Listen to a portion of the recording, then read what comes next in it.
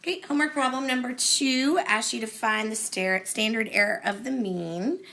And so the formula for finding that standard error is to take, and my Greek letters, if it's possible, are even worse than my regular letters. We're going to take that standard deviation, that's supposed to be a sigma, and we're going to divide it by the square root of n. So in this case, for the first problem, for example, we would do 32 and we would divide it by the square root of 4 because 32 is my n, square root of, or I'm sorry, 32 is my standard deviation, n is my n, and the square root of 4 is 2 because 2 times 2 is 4. So then I do 32 divided by 2. So the standard error of the mean for A would be 16.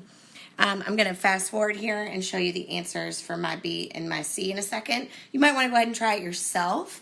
Maybe pause the video and then restart it to try B and C on your own. I'm going to assume you've done that though and go ahead and show you what you should have gotten A, B, and C. Because part B asks you, like, what is happening to the standard error as your sample size is increasing?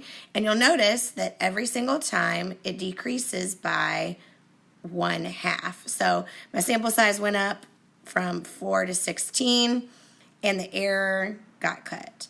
And then my sample size went up again, so my error got cut again. So the standard error got reduced by half every time I increased my sample size.